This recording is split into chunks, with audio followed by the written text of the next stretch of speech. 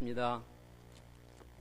예수 그리스도의 피값으로 세워진 하나님의 교회, 이 경양 가든교회 여러분과 함께 지난 3박 4일 동안 함께 예배드림이 제 사역에 큰 기억이 될 것 같고요.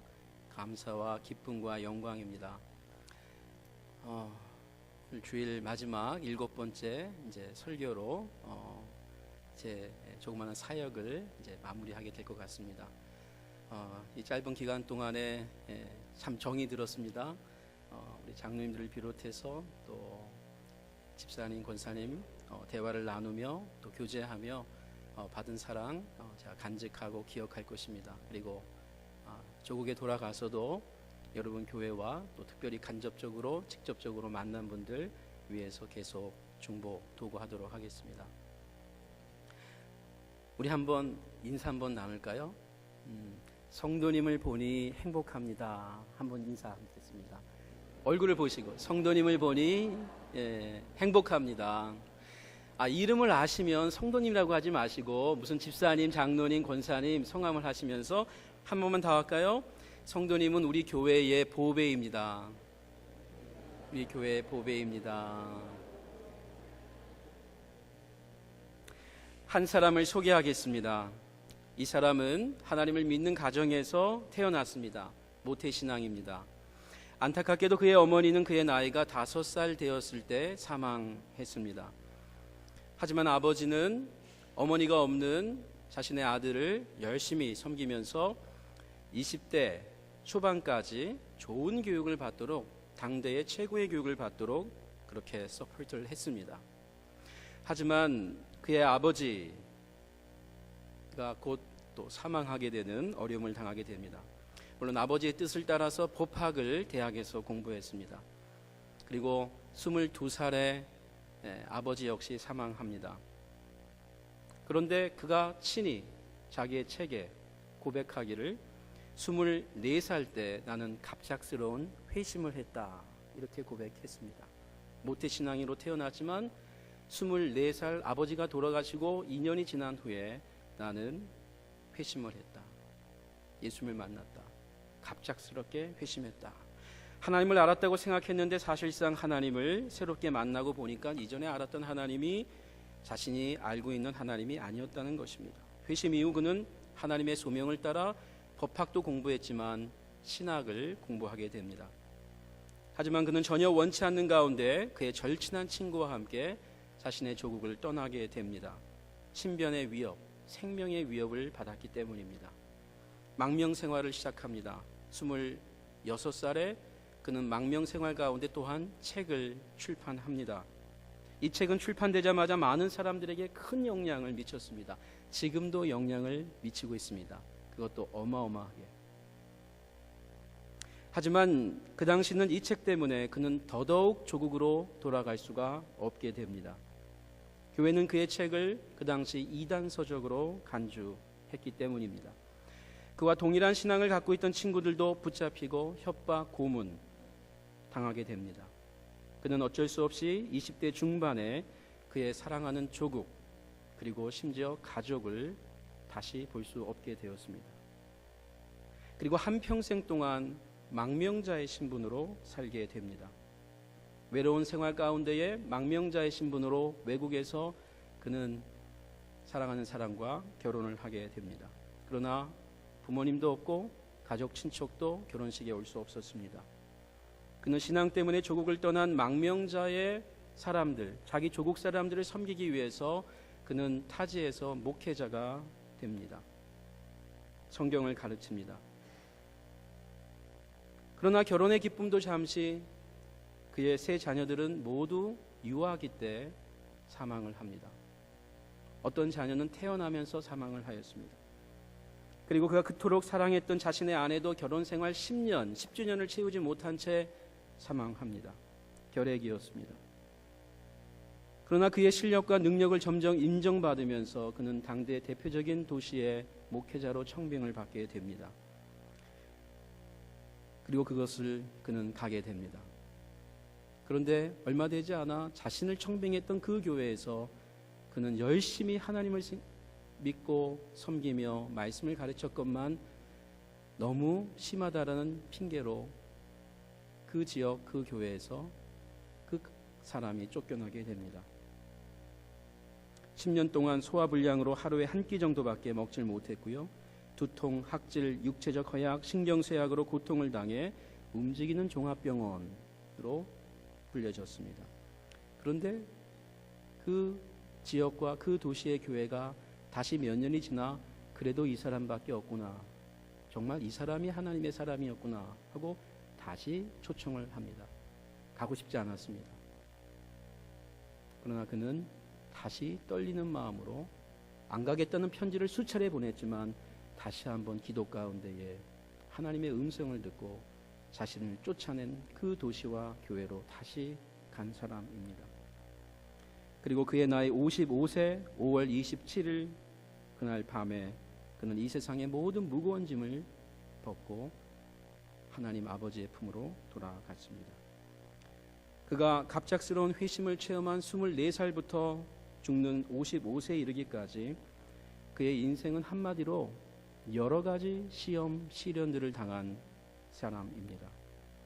그러나 그는 수많은 엄청난 시련과 시험 속에서도 지금도 지울 수 없는 그분의 책과 사역과 설교들과 편지들을 통해서 지금 모든 개신교회가 그의 모든 수고와 노력과 헌신을 받아먹고 있습니다. 그 사람의 이름은 존 칼빈입니다. 요한 칼빈입니다. 종교개혁 1.5세로 장로교만이 아니라 모든 개신교회에 엄청난 영향력을 주었던 기독교 강요라고 하는 위대한 책을 그의 한평생 동안 5번에 걸쳐서 개정 작업을 하면서 그 어려운 순간,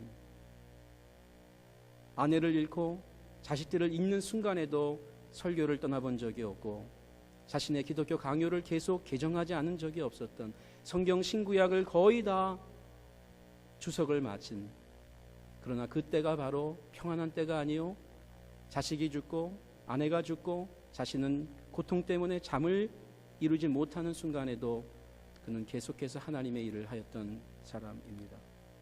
2015년 사순절과 부활절을 통과한 직후에 저와 여러분이 이 봄과 함께 생명의 계절에 참으로 우리의 신앙을 업그레이드하기 참 좋은 계절에 여러분의 교회에서 이렇게 춘계 성경 사경회 참 이 말을 좋아합니다. 사실 이것은 한국 초대교회 때부터 사용하던 단어입니다. 성경을 상고하는 모임이죠. 언제부터인가 이것이 그냥 부흥회로 바뀌었는데 이 부흥사경회가 정식입니다. 말씀을 보는 시간이었습니다. 이 부흥사경회를 통해서 조금이나마 여러분과 함께 다시 말씀을 상론할 수 있어서 참으로 기쁘고 감사드립니다. 이런 상황 가운데 우리 자신을 한번 점검해 봅니다. 나는 영적으로 건강한 사람인가? 사순절을 통과하고 부활절을 맞이하고 부활의 은혜와 감격 가운데 있는 저와 여러분, 생명의 계절, 우리는 정말 영적 생명으로 지금 충만하고 있는가? 점검하기를 원합니다. 여러분이 병원에 가시면 가장 먼저 우리의 육체적인 건강을 체크업하는 두 가지가 있죠. 큰 병이든 작은 병이든 병이 있든 없든 병원에 가면 가장 기본적으로 하는 두 가지 검사가 있습니다. 혈액 검사입니다. 피 검사를 합니다. 그리고 또 하나는 혈압 검사를 합니다. 마치 이와 같이 우리의 영적 건강을 한번 테스트하기 가장 좋은 것은 두 가지, 또 같은 것입니다. 나는 지금 감사하는가? 나는 지금 기뻐하고 있는가? 내 삶에 기쁨이 있는가? 조이가 있는가? 내 삶에 지금 감사가 있는가? 그 두 가지는 어떤 상황에서든지 어떤 장소이든지 간에 우리가 그리스도인이라면 바로 그것은 우리의 영적 몸무게를 바로 잴 수 있는 내용입니다. 감사하는가? 기뻐하는가? 그 사람의 얼굴에 미소가 있는가? 근데 점점 그 사람을 알고 봤더니 그 집에 가봤더니 가까워졌더니 심각한 상황입니다. 그의 아내가 큰 병에 걸려 있고 그의 부모님이 지금 병원에 누워 있고 이만저만한 일들이 적지 않은데 미소가 있는 거예요. 건강한 사람이죠. 영적으로 건강한 사람입니다. 그렇다면 우리가 감사하고 기뻐해야 할 때는 특별히 어느 때입니까? 감사하고 기뻐하는 성도는 어떤 자세로 살아가는 사람들입니까? 야고보서는 신약 성경 저자들 가운데 가장 영적이면서도 현실적이다. 이 두 가지가 균형이 있는 대표적인 저자다. 저는 그렇게 한번 생각해 봅니다. 영적이면서도 가장 현실적이다. 현실적이면서도 영적이다. 대표적으로 야고보를 뽑고 싶습니다. 신약 성경의 잠언이라고 알려진 이 야고보서. 이 야고보서는 이렇게 시작을 합니다. 1절 인사를 하자마자 감사도 없고요. 바로 현실적인 문제를 다룹니다. 우리가 방금 읽은 2절을 보면 내 형제들아 너희가 여러 가지 시험을 만나거든 이라는 말로 시작이 됩니다. 여기서 내 형제들아는 세상에 살고 있는 하나님의 백성을 말하는 것입니다. 여러 가지 시험을 만나거든 이라는 것은 무엇을 말해주는 것입니까? 성도일지라도 여러 가지 시험들을 만날 수 있다는 말입니다. 시험은 달갑지 않은 것입니다. 시련이나 고난이나 어려운 일이 나에게 닥친다는 것은 그 누구도 환영할 일이 아닙니다. 우리를 실망시키고 낙심시키고 좌절시키고 우리를 무너뜨리게 하고 이것이 심각해지면 우울증과 조울증에 빠져서 정상적인 생활을 하기 어렵게 만드는 내용들입니다. 성경은 우리가 하나님을 믿고 교회를 나와 신앙생활을 해도 시험이 찾아온다는 것입니다. 야고보는 1장 1절에 흩어져 있는 이스라엘의 12지파들, 즉 영적 하나님의 백성들, 그 흩어져 있는 모든 특정한 교회도 아니요 특정한 지역교회도 아니요 모든 성도들을 염두에 두면서 흩어져 있는 이스라엘의 12지파들에게 내가 편지를 보내노라 하면서 어떤 특정한 나라도 아니요 도시도 아니요 성도도 아니요 갈라디아 교회도 아니요 고린도 교회도 아니요 특정한 로마 교회도 아니요 모든 교회를 아우르면서 야고보 선생께서는 바로 형제들아 너희가 여러 가지 시험을 만나거든 이라고 시작을 하고 있다는 것입니다. 성도에게 시험이 온다는 겁니다. 그것도 여러 가지 시험들이 온다는 것입니다. 고난이 온다는 것입니다. 이것이 현실입니다. 이것이 진리입니다. 베드로 사도 역시 베드로전서 4장에서 이렇게 명령합니다. 사랑하는 자들아 너희를 연단하려고 오는 불시험을 이상한 일 당하는 것 같이 이상히 여기지 말고 오히려 너희가 그리스도의 고난에 참여하는 것으로 즐거워하라. 이 시험이 얼마나 컸던지 불시험이라고 합니다. 불에 데워보신 분 계십니까? 심한 화상을 당한 분 계십니까? 그런 시험입니다. 불시험입니다. 그런데 오늘 제가 좀 더 주목하고자 하는 것은 이 여러 가지 시험을 만나거든 그 다음에 나오는 표현입니다. 2절이죠. 내 형제들아 너희가 여러 가지 시험을 당하거든 온전히 기쁘게 여기라. 사실 이 성경이 원어 성경을 보면 헬라어 그리스어로 쓰여진 원어 성경을 보면 사실 우리 한글 성경보다 더 충격적입니다. 이렇게 시작합니다. 모든 기쁨을 이렇게 되어 있습니다. 모든 기쁨들로 여기라 이렇게 시작합니다. 원어 성경은 모든 기쁨들로 여기라. 자, 이 편지를 그 당시는 읽지 않고요, 보지 않고 읽었습니다. 그 당시는 성경이 너무 귀했기 때문에 편지가 오면 성경이 있으면 한 사람이 대표로 크게 소리치면서 읽었습니다. 그럼 많은 성도들이 듣습니다. 눈으로 먼저 보는 게 아니라 듣는 것입니다. 자, 이 편지가 가는 곳마다 메시지가 가는 곳마다 한 사람이 대표로 지금 소리치는 겁니다. 그게 서신입니다. 모든 기쁨으로 여기라. 모든 기쁨으로 여기라. 얼마나 기대하겠습니까? 그리고 그 다음에 어떤 말이 나오는 겁니까? 여러 가지 시험을 만날 때에.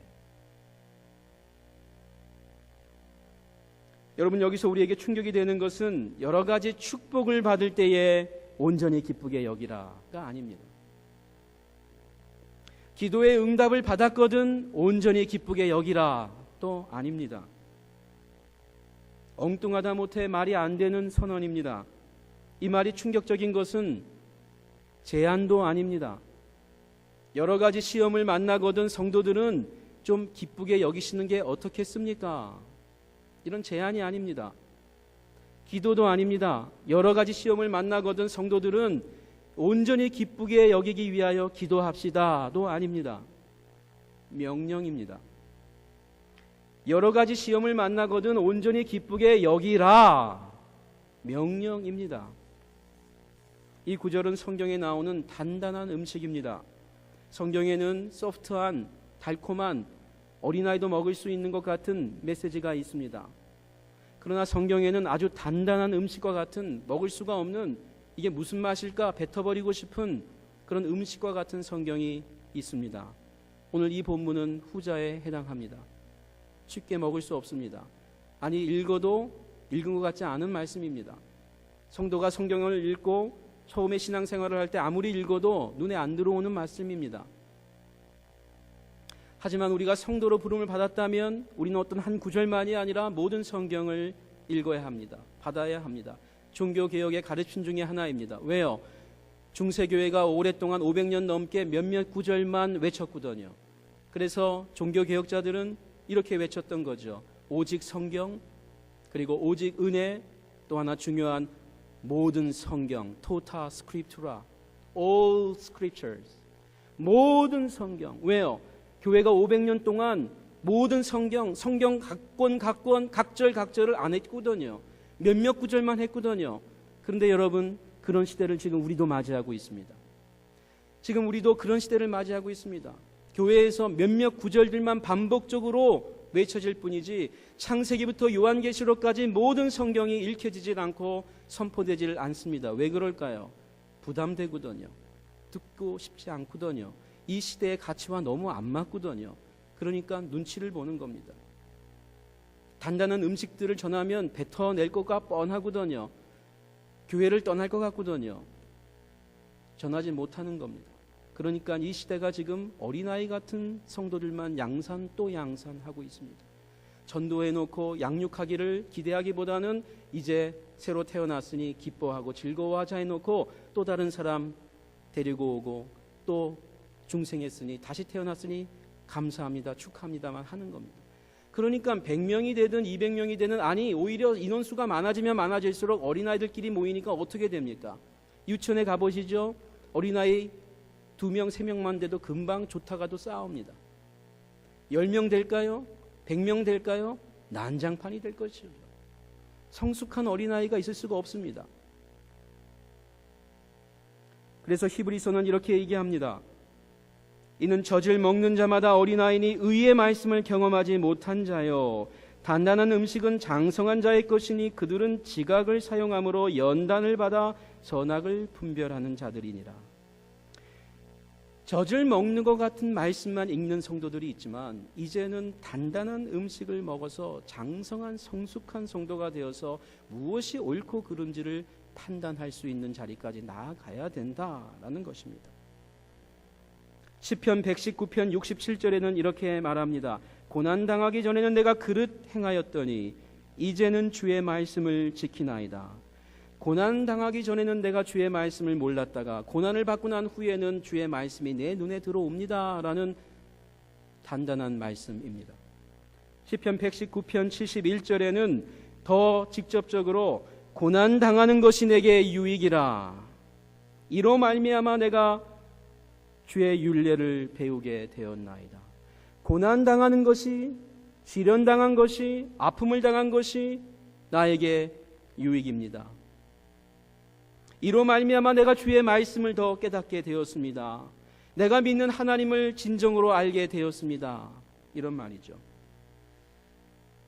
올해 들어와서 또는 지금까지 살아오면서 내가 기뻐하고 감사했을 때는 언제입니까? 내가 우리 가정이 감사하고 기뻐할 때가 언제입니까? 좋은 일이 벌어졌을 때죠. 내 자녀에게, 내 남편에게, 내 아내에게, 내가 아는 친한 친구에게, 우리 교회에 좋은 일이 벌어졌을 때 우리는 감사하고 즐거워할 수 있습니다. 좋은 일입니다. 그러나 우리가 감사하고 기뻐할 때가 또 있다라고 성경은 말합니다. 여러 가지 시련을 당하고 있을 때, 시험에 빠져 있을 때 감사하라, 기뻐하라 라고 합니다. 이때야말로 누가 진짜 성도인지를 알 수 있기 때문이라고 성경은 말합니다. 그렇다면 여러 가지 시험을 기쁘게 여기라는 것은 구체적으로 어떤 삶의 자세를 요구하는 겁니까? 어려운 일을 만났을 때 성도는 그냥 개싸라 세라 될 대로 되라 그러면서 히히덕거리는 겁니까? 성경이 이렇게 명령하니까 어려울 때 그냥 기뻐하래 에이 하면서 막 히히덕거립니까? Whatever will be will be 그냥 마음대로 되라 나는 모르겠다 그러면 기뻐하는 겁니까? 그렇게 말하는 것은 결코 아니죠. 성숙한 성도는 성경을 읽을 때 그렇기 때문에 이 오해할 수 있는 본문 어떻게 성경에 이런 말이 다 있냐 하면서 성경을 내팽개치는 것이 아니라 이게 무슨 말일까? 시험을 받고 고난을 받을 때 즐거워하라 기뻐하라는 말이 무슨 말일까? 다시 봐야 되는 거죠. 다시 읽어봐야 되는 거죠. 그 다음 절을 봐야 되겠죠. 그 다음 장까지 봐야 되겠죠. 도대체 이게 무슨 말인가? 이해가 안 되면 목사님께 여쭤봐야 되겠죠. 먼저 신앙생활한 분들에게 물어보셔야 되겠죠. 우리가 성경을 너무 고민을 안 하고 있는 것 같습니다. 너무 묵상을 안 하고 있는 것 같습니다. 그래도 이 시대에 성경 있는 게 어딥니까? 맞습니다. 그러나 성숙한 성도가 되기는 어렵습니다. 성경 몇 장 읽었습니다가 아니라 그 말씀이 무슨 의미를 갖는지를 알게 되었을 때 성경 맞는 맛을 느끼게 됩니다. 시간 때우기식으로 읽을 수는 없는 겁니다. 우리가 연예인 잡지나 내가 좋아하는 취미의 전문 잡지를 읽을 때의 집중력보다 성경을 읽을 때 나의 하나님이고 내 인생의 주인이고 나를 살리신 분이라고 고백하는 우리가 그분의 책을 그분의 러브레터를 그냥 때우기식으로 읽는다면 정말 우리의 고백이 옳은지 점검해야 봐야 된다는 것입니다. 난 정말 하나님의 자녀인가? 내 아버지가 남겨준 유산과 유품을 마지막 유언을 그냥 때우기식으로 읽고 있다면 나는 정말 내 아버지의 자녀가 맞는가? 를 물어봐야 되는 것입니다.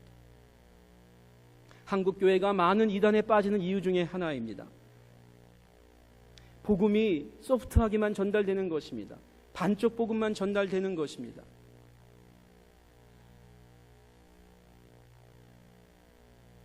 그렇다면 성경에서 여기서 말하는 여러 가지 시험을 만날 때 기쁘게 여기라는 것은 무슨 말입니까? 첫째로 이것은 고난을 만났을 때에도 선하신 하나님을 기억하라, 신뢰하라 라는 말입니다. 야고보서가 말하는 하나님은 어떤 분입니까? 이 메시지 후반부를 보시면 1장 18절에 이렇게 하나님을 말합니다. 자기의 뜻을 따라 진리의 말씀으로 우리를 낳으신 분, 성도를 낳은 분. 하나님의 자녀가 누구입니까? 선하신 하나님께서 친히 우리를 낳으셨다라고 합니다. 성도의 아버지라는 거죠. 그렇기에 자녀인 성도들이 잘못되는 것을 시험하는 분이 아니라고 성경은 말합니다. 13절에 사람이 시험을 받을 때 내가 하나님께 시험을 받는다 하지 말지니 하나님은 악에게 시험을 받지도 아니하시고 친히 아무도 시험하지 아니하시느니라. 말하자면 하나님께서 성도들에게 죄를 짓도록 조장하시는 분이 아니다.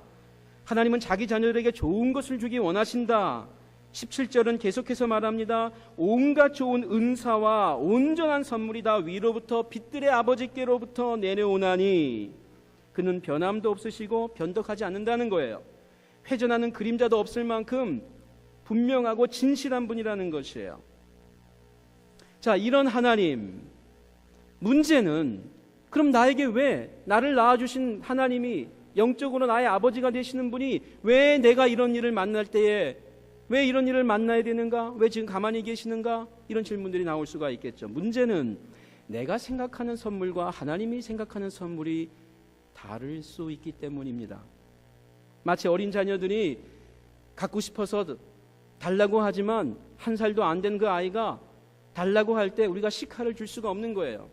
과도를 줄 수가 없는 겁니다. 신기하죠? 뭐가 잘려 나갈 때 권총을 달라고 할 때 부모라면 줄 수가 없는 겁니다. 왜요? 권총의 모든 걸 알 수 없거든요. 그 나이에 칼의 모든 용도를 알 수 없거든요. 줄 수 없는 겁니다. 저는 63년생입니다. 어린 시절에 저희 아버지가 60년대 후반에 혜태 종합 선물 세트 잊을 수가 없습니다. 생일 때 가지고 오시면 저희 형이나 누님 때 가지고 오시면 난리 납니다. 지금처럼 뭐 과자가 맛있던 때가 아니잖아요.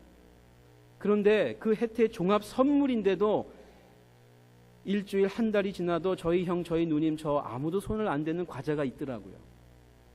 이게 왜 여기에 있나? 이게 왜 과자지? 너무 맛이 없는 거예요. 아니 먹기 싫어요. 그런데 나중에 보니까 그거 맛있더라고요.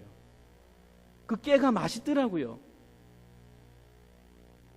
하나님이 우리에게 주시는 종합 선물 세트는 우리가 먹기 좋은 것만 있는 게 아닙니다. 시간이 지나면 이게 왜 선물인지를 알게 될 때가 있습니다. 예수님을 믿는 사람도 예수님을 모르는 사람과 다른 바가 없이 인생의 고난이 찾아옵니다.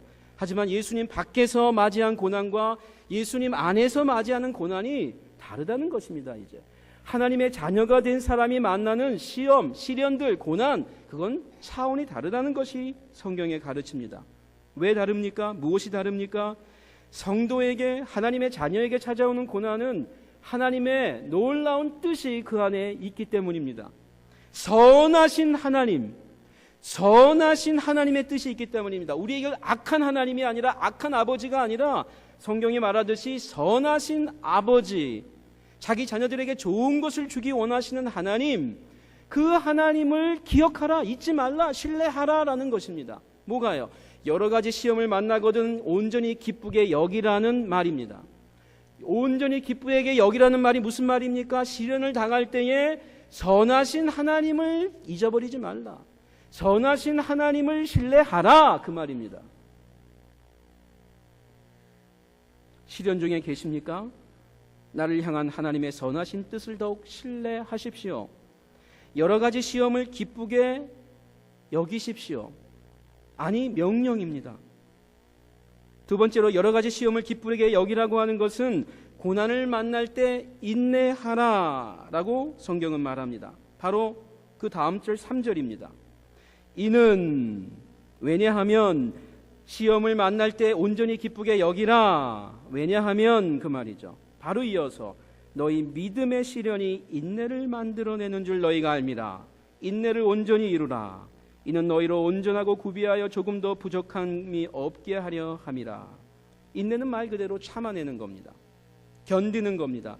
성도가 고난을 만날 때 힘이 들지만 그것이 무의미한 것이 아님을 믿고 선하신 하나님을 의지하면서 견디는 겁니다. 왜냐하면 이것이 그냥 시련이 아니라 성경이 지금 말하듯이 믿음의 시련이기 때문입니다. 우리 믿음을 뜨거운 불에 담금질 지금 하는 겁니다. 그 시련이 강할수록 더 단단한 믿음으로 나오게 되는 것입니다. 여러분, 종합제철소, 특별히 한국에는 포항제철소가 있죠. 거기서 달구는 불은 말이죠, 몇백 도가 아닙니다. 몇천 도까지 올라갑니다. 제 1등급 First Class 아이언이 나오죠. 순금이 나오는 겁니다. 100도씨에 가열할 때 나오는 금과 1000도씨가 넘어갈 때 나오는 금은 차원이 다릅니다. 퓨어 골드가 나오는 거예요. 순수. 계속해서 여러 가지 안 좋은 것들이 빠져나오는 겁니다. 적고 큰 불순물들이 하나씩 온도가 올라갈수록 빠지는 겁니다. 우리 신앙의 믿음의 불순물들이 또 빠지는 겁니다. 언제요? 불시험을 당할 때, 시험에 시련이 있을 때, 믿음의 시련이기 때문입니다. 깨끗한 신앙, 정극 같은 신앙으로 우리를 만들기 원하시는 하나님의 뜻이 있는 겁니다. 따라서 성도가 여러 가지 시련을 당할 때에는 기쁘게 여기라, 인내하라 라는 것입니다. 혹시 이곳 경양 가든교회 성도님들 가운데에 해병대 나오신 분 계십니까? 그리고 방위 출신 계십니까? 여러분, 해병대는요, 지금도 같은 동기구도 아니고 10년, 20년이 차이가 나도요, 심지어 교통사고, 접촉사고 하다가 각 차에 붙여진 해병대 표시 보고 화해하고 괜찮아 하고 그냥 헤어집니다. 왜 그럴까요? 방위들은요, 동기끼리도 안 만납니다. 창피해야 합니다. 왜 그럴까요? 여러분, 훈련의 강도가, 트레이닝 레벨이 틀립니다. 해병대에서는 그 고통스러운 그 훈련들을 이겨냈기 때문에 나도 훈련했지만 쟤도 그걸 마쳤다는 게 아닌가, 거기 동질감이 있는 거예요. 이 힘든 훈련을 너도 받고 나도 받지 않았느냐? 바로 안아주는 겁니다. 동기들은요, 같이 훈련했어도 본인들도 알거든요. 이게 뭐 훈련이야. 서로 창피해하죠. 성도가 믿음의 시련을 당하고 그것을 함께 부여잡고 함께 인내하고 함께 기도할 때 그 성도들, 그 가정, 그 교회 단단해지는 것입니다. 따라서 교회가 어려운 시험에 빠졌을 때 그렇게 교회 열심히 봉사하고 그렇게 새벽 기도하시는 그 장로님의 아들이, 그 권사님의 아들이 이렇게 됐대, 저렇게 됐대, 사망을 했대, 갑자기 교통사고를 당해서 죽었대 할 때 시험이죠. 교회는 시험입니다. 그러나 우리는 그 뜻을 다 알 수가 없습니다. 왜 하나님이 이런 일을 우리에게 주실까? 그러나 믿음이 있는 그 가정에 허락하셔서 그 모든 교회에 믿음을 세우시는 일들이 교회 역사 가운데 참 많았더라고요. 여러 가지 시험을 기쁘게 여기라고 하는 것은 마지막으로 고난을 만났을 때 지혜와 기도로 고난을 물리치라 라는 말입니다. 성도의 지혜는 그가 평탄할 때보다는 어려운 일을 만났을 때 빛이 납니다. 5절을 보겠습니다. 너희 중에 누구든지 지혜가 부족하거든 모든 사람에게 후히 주시고 꾸짖지 아니하시는 하나님께 구하라. 그리하면 주시리라. 여러분 3절 4절에서 인내를 언급한 직후에 5절에서 지혜가 언급되는 것은 고난 중에 인내할 수 있는 비결이 지혜이라는 겁니다. 말하자면 이런 것입니다. 누가 인내할 수가 있는가? 지혜가 있는 사람이다. 물론 세상 지혜를 말하는 것은 아닙니다. 여러분 야고보서 뒷편에 가면 세상 지혜가 나오고 하나님 나라 지혜가 나옵니다. 자, 지혜가 있는 사람입니다. 하나님 나라의 지혜가 있는 사람입니다. 그런데요, 계속해서 그러면 자, 여러 가지 시험을 만날 때 이것을 기쁘게 여길 수 있는 이유, 근거, 인내하라. 인내하면 기쁘게 여기는 거죠. 어떻게 인내합니까? 지혜가 있어야 됩니다. 어떻게 지혜가 생깁니까? 성경은 계속해서 야고보는 우리에게 소개합니다. 누가 지혜를 가질 수 있습니까? 기도할 때 지혜가 생긴다. 5절과 6절의 답변입니다.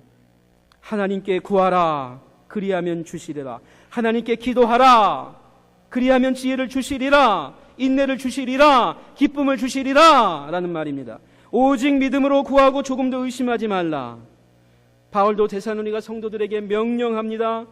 5장에서 항상 기뻐하라. 쉬지 말고 기도하라. 범사에 감사하라. 모든 일에 감사하라. 항상 기뻐하라. 좋을 때만이 아니라 좋지 않을 때에도요. 여러분, 기도하는 사람이 인내합니다. 인내하는 사람이 기도합니다. 기도하는 사람이 기뻐합니다. 기뻐하는 사람이 기도합니다. 그리고 성경이 말하는 참 지혜는 기도하는 사람에게 있습니다.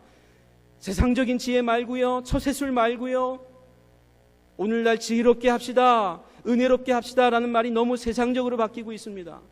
너무 불편하게 하지 맙시다, 대충 좀 적당하게 합시다라는 기독교적 표현이에요. 적당하게 합시다라는 말이 비성경적으로 들리니까, 신앙적이지 않으니까 은혜롭게 합시다 이렇게 하더라고요. 히브리서 5장 7절에 우리 예수님을 이렇게 소개합니다. 그는 육체에 계실 때에 자기를 죽음에서 능히 구원하실 이에게, 하나님이죠. 예수님께서는 육체에 계실 때에, 메시아 사역자로 이 땅을 사셨을 때에 자기를 죽음에서 능히 구원하실 하나님께 심한 통곡과 눈물로 간구와 소원을 올렸고, 우리 예수님이 기도하셨다는 거예요. 기도로 시험을 이겼다는 거예요. 기도로 인내했다는 거예요. 기도로 십자가까지 가셨다는 거예요. 우리 예수님도 기도가 있었기 때문에 승리했다는 것이에요. 지혜가 있었다는 것이에요. 하나님께 어떻게 살아야 됩니까? 우리가 로마 세금을 내야 됩니까? 말아야 됩니까? 라는 어려운 질문들을 무수하게 시험으로 예수님께 질문합니다. 바리새인들이, 유대인들이. 그때 예수님이 예수님은 하나님의 아들이니까 촉촉 나오시는구나. 천만에요. 인간이에요. 피곤하셨어요. 우셨어요. 슬프셨어요. 답답하셨어요. 그 주님에게 어떤 능력이 어떻게 생긴 것입니까? 기도하셨습니다. 목사님이니까, 장로님이니까 저렇게 하시지, 나는 아니야. 아닙니다. 기도하시기 때문에 그런 것이에요. 목사도 장로도 기도 안 하면 별 수 없습니다.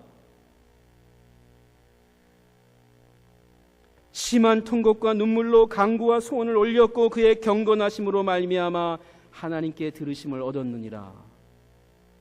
성도 여러분, 우리는 성도일지라도 시험을 만납니다. 하나님의 자녀이기 때문에 이 세상에서 시험을 만날 수밖에 없습니다. 그러나 우리는 인생의 어려움 때문에 하나님을 떠나서는 안 됩니다. 오히려 시련의 때 내 생각으로 절대로 이해할 수 없는 일들, 바로 그때야말로 하나님께서 나를 뭔가 지금 새로운 믿음의 땅으로 인도하시는구나 하면서 전적으로 선하신 하나님, 그분을 믿고 의지해야 되는 것입니다. 그리고 1년, 아니 어쩌면 5년 뒤에 그래서 그때 그 일이 있었구나를 알게 됩니다. 현재 한국교회는 너무나 값싼 복음, cheap grace, 너무 값싼 은혜만 얘기하고 있습니다. 단단한 음식을 나누지 않기 때문입니다. 성공과 영광의 복음만 있습니다. 교회 나오십시오. 교회 나오면 이렇게 됩니다. 저렇게 됩니다. 자녀가 잘 됩니다. 성경에서 그것을 말하지 않는 것은 아니에요. 있습니다. 분명히 있습니다. 그러나 다른 말씀도 있습니다. 하나님 나라에 들어가려거든 고난을 받아야 한다. 좁은 길로 가야 한다. 복음이 어느 순간부터 멈춰버리는 겁니다. 그 이상은 소개를 안 하는 것입니다. 그러다 보니까 하나님의 말씀이 들어갈 곳이 없습니다. 반쪽 진리는 진리가 아니죠.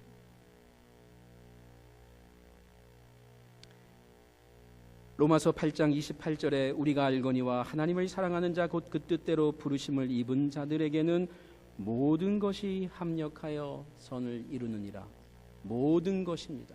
내가 좋아하는 일만이 아니라 내가 도저히 좋다라고 말할 수 없는 것, in all things, 모든 것을 합력하여서 선을 이루시는 하나님.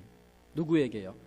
하나님이 사랑하는 자, 하나님의 뜻대로 부르심을 입은 자들, 성도들에게 모든 것을 통해서